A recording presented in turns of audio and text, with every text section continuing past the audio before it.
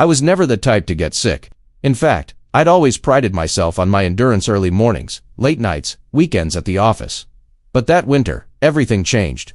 A simple fever turned into a full-blown illness that had me stuck in bed for weeks. My body was wrecked, and all I could do was lie there, watching the ceiling, feeling the days slip by like water through my fingers. I'm Alex, 32, department head at a fast-growing marketing firm. My job was everything. To me, I'd worked tooth and nail for that position, pouring in years of late nights and working lunches. The idea of taking even a few days off was terrifying. But when your body refuses to cooperate, there's nothing you can do except surrender. That's when my sister, Tara, stepped in.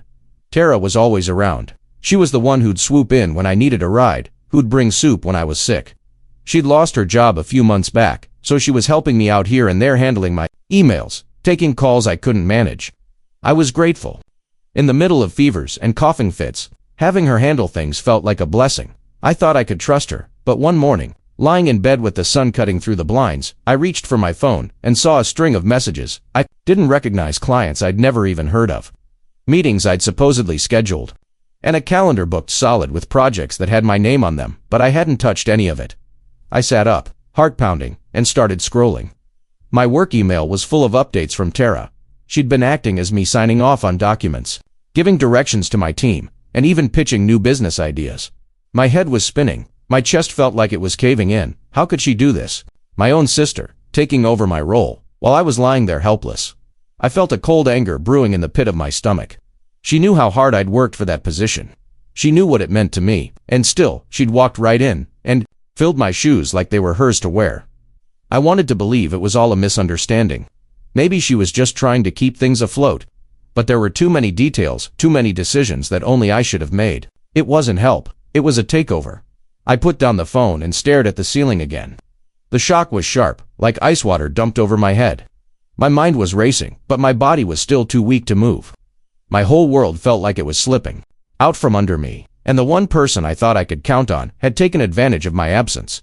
That's when the sadness hit, this deep, gnawing ache in my chest. I felt betrayed in a way I didn't even know was possible.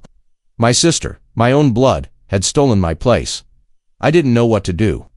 But I knew one thing for sure: this wasn't over. The days that followed were some of the longest of my life. I was still too weak to go back to work, but the more I thought about what I'd seen, the more I couldn't ignore the pit of dread growing in my gut. I couldn't sleep. Every time I closed my eyes, I saw Tara's face, that sweet smile she wore whenever she brought me tea or fussed over my blankets. Now, every small gesture felt twisted, like she'd been playing a part while she stole everything I'd worked for. I started reading every email she'd sent in my name. I could feel the shift in tone, her tone, not mine. The confident, assertive way she'd written to my team, the bold promises she'd made to clients I'd never even heard of. It was like watching a stranger wear my skin. When she'd come by to check on me, she was always cheerful, always asking if I needed more meds or if I'd managed to eat. And I played along. I'd thank her, I'd smile, but my stomach was in knots. I wanted to scream at her, to demand an explanation, but the words felt stuck in my throat. I couldn't bring myself to confront her, partly because I was still clinging to the hope that maybe I was just being paranoid, and partly because I wasn't sure I was ready to hear the truth. One afternoon, when she thought I was asleep, I heard her talking on the phone in the hallway. Her voice was low and urgent. "Yeah, I've got it under control. He's not coming back anytime soon, so let's move ahead." I felt like someone had punched me in the gut. She wasn't just helping out, she was planning to keep my seat warm, maybe even make it hers for good. I started going through my files, checking project notes and client folders I'd left on my laptop. I saw changes I hadn't approved, ideas that weren't mine. She'd been rewriting everything. My name was still on the documents, but it wasn't my voice. I could feel her fingerprints on everything, and the more I looked, the more I saw. Every discovery felt like a fresh cut. My sister, who'd always been there for me, who'd been my safety net growing up, had turned into a stranger. I kept telling myself there had to be an explanation. Maybe she was just trying to keep things from falling apart. Maybe she was just trying to help, but the evidence was piling up, and the excuses were starting to feel hollow. One night, I forced myself to call my assistant, Jamie. My voice was hoarse, but I needed answers. "Jamie," I said, trying to keep my tone calm, "has Tara been handling things in the office while I've been out?" There was a pause, and I could almost hear Jamie's hesitation. "Yeah," he said finally, his voice careful. "She's been Well, she's been running things, Alex. She said it was your idea to keep things moving. I felt my heart sink. Did she say I'd be gone longer than expected? Another pause. She said you needed time to recover, that you'd asked her to step in until you were back on your feet. I swallowed hard, fighting back the tears that were suddenly burning in my eyes. Thanks, Jamie. That's all I needed to know. After I hung up, I stared at the ceiling, my thoughts churning. My own team had been told I was out indefinitely. My clients had been assured I was still calling the shots, when really, she was the one making the decisions. And no one had questioned it because she'd done it all with that calm, confident smile. I couldn't believe it. I wanted to believe there was some misunderstanding, some twisted logic that explained it all. But deep down I knew, Tara had stepped into my world while I was at my weakest. And she wasn't planning to leave.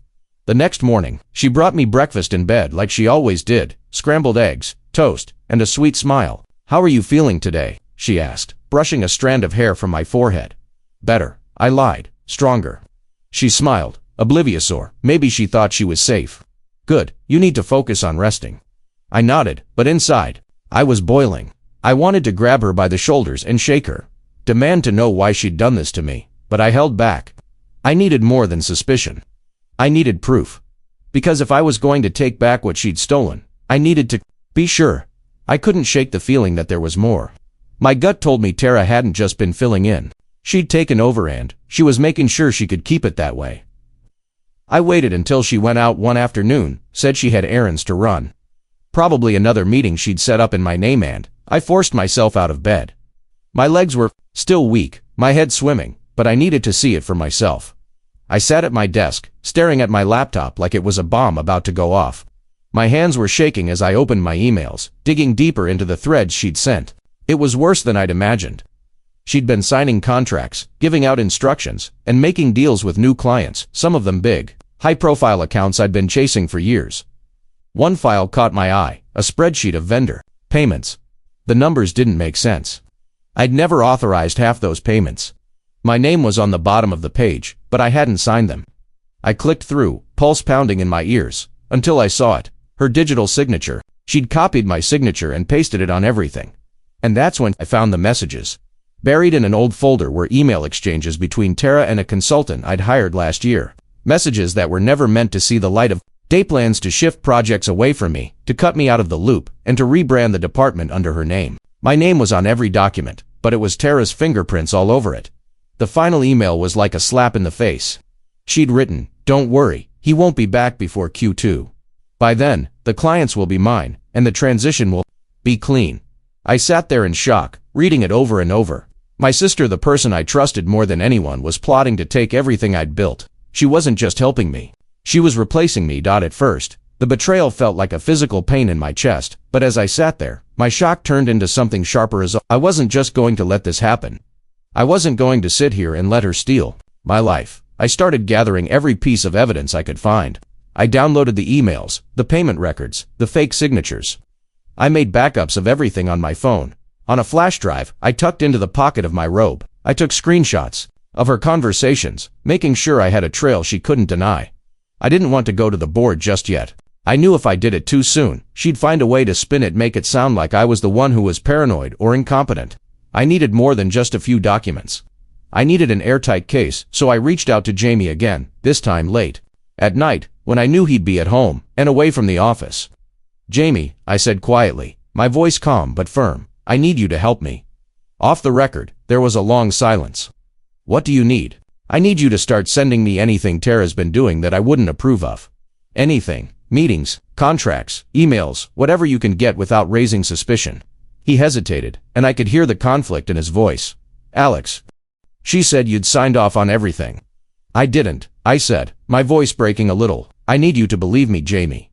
She's trying to take my place." Another pause. "All right, I'll help." I thanked him, hanging up with a mix of relief and dread.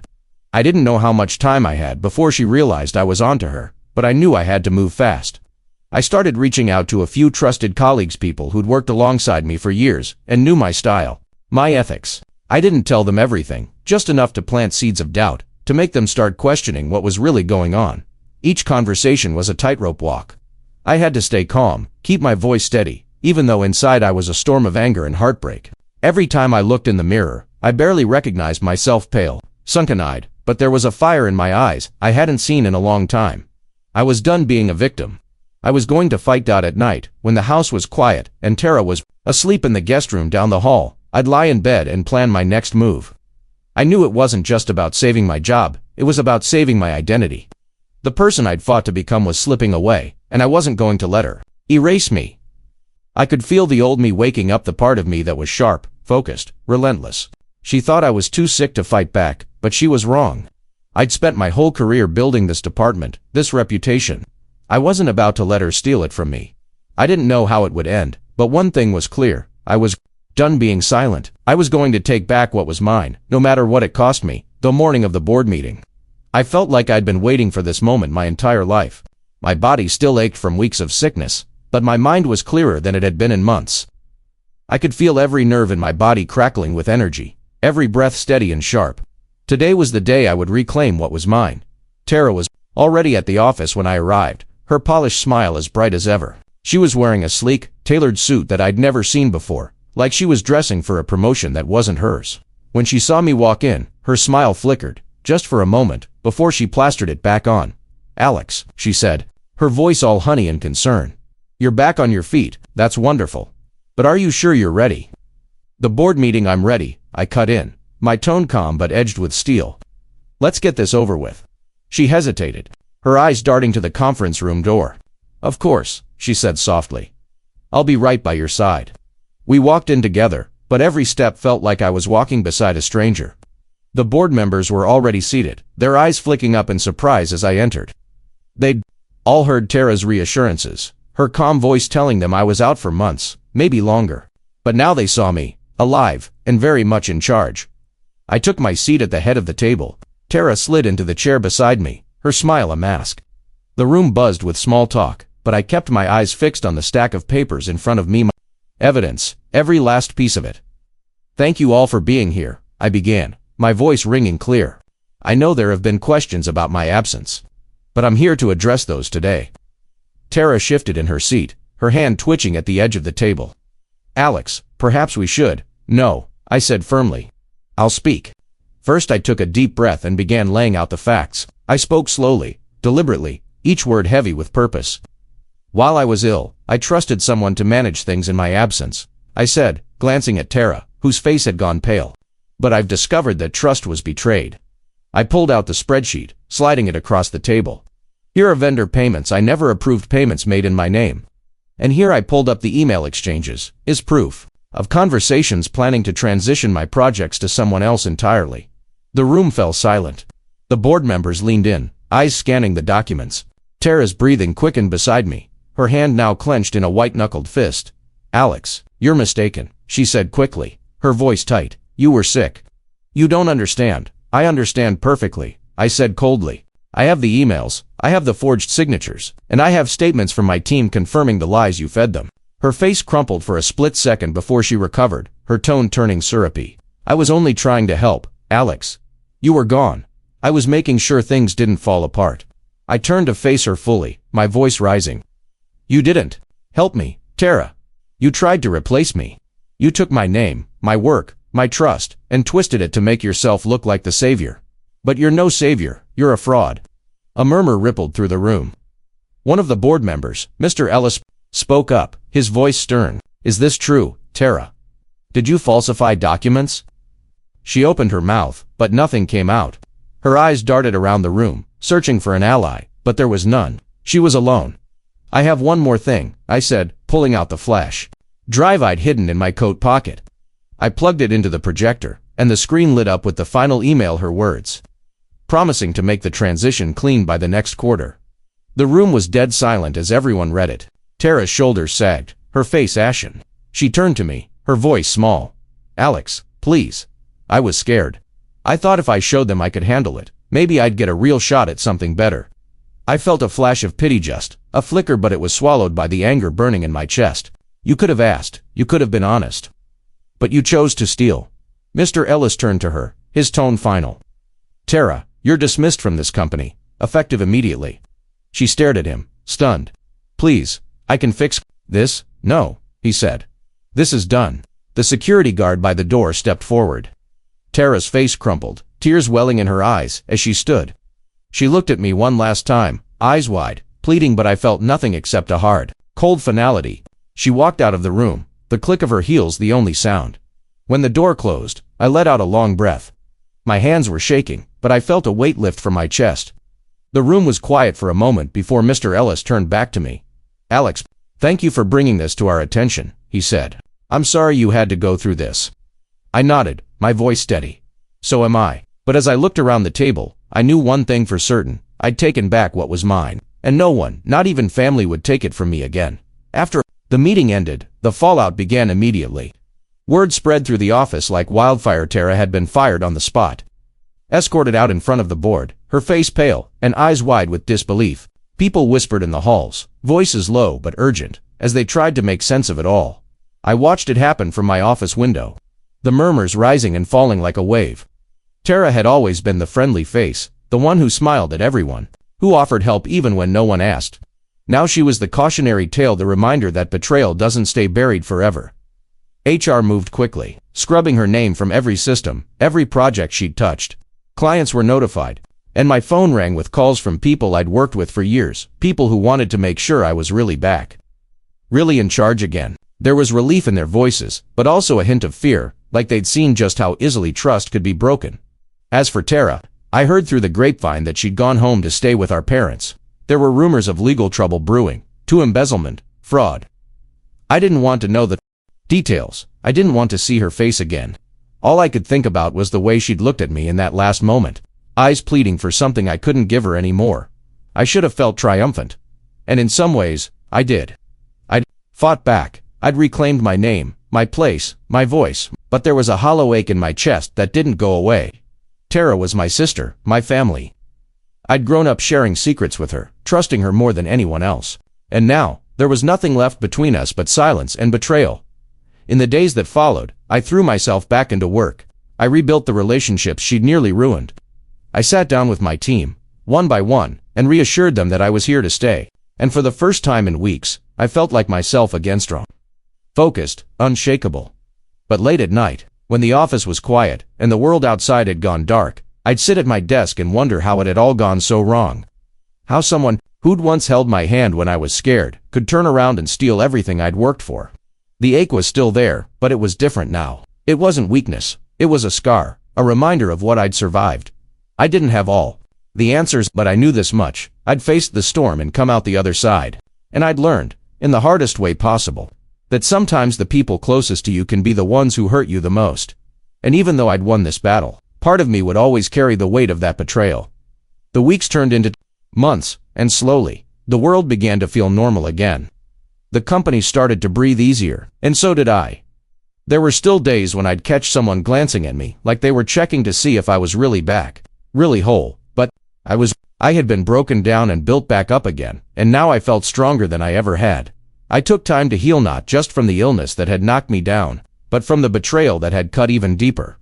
I started running again in the mornings, feeling my lungs open up with every breath, the cold air washing away the residue of everything I'd survived. I spent time with old friends, people who reminded me of who I was before the weight of responsibility and family ties blurred the lines, and I remembered how to really laugh without feeling like I was about to fall apart. At work, I rebuilt my team piece by piece. I didn't try to erase what had happened. I talked about it, shared what I'd learned, and let them see the cracks that had become a part of me. And somehow, that honesty made us stronger. My colleagues didn't just see me as a boss anymore. They saw me as someone who'd fought to protect what mattered. Someone who understood that leadership wasn't just about power, but about trust. I was different now. There was a hardness to me, yes, but also a softness that I hadn't had before. I'd learned that strength isn't always about being about getting back up, even when you feel like the world is crumbling around you. I'd learned that forgiveness isn't always possible, and that's okay. Some wounds are meant to remind us of where we've been, not to be healed. And Tara, I let her go. I didn't reach out, didn't try to mend what was broken. Maybe one day she'd find her own way back, but it wasn't my job to fix her. My job was to protect what was mine, to build a life I could be proud of. Even if that meant letting go of someone I once thought I couldn't live without. I'd always believed that family was everything. That blood was thicker than water. But I learned that loyalty is about choice, not about birthright. And the people who deserved my trust were the ones who showed me they'd earned it every day. In every small moment, looking back, I don't feel anger anymore. I don't feel the need to prove myself to anyone. Because I did it, I took back my life. I stood up in front of everyone who mattered and showed them that I was still here, still strong, still me. And as I sat in my office one evening, the sun setting over the city skyline, I felt a sense of peace settle over me. The storm had passed.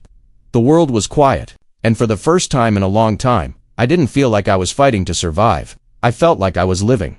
I knew there would always be challenges ahead, new hurdles, new betrayals, maybe, but I also knew that I'd face them head-on, with the same resolve that had brought me through the fire, because in the end, I wasn't just someone who'd been betrayed. I was someone who'd fought back. Someone who'd found a way to keep going, even when everything seemed lost. And that's who I am now. That's who I'll always be. I've come to realize that life has a way of testing us in ways we never expect.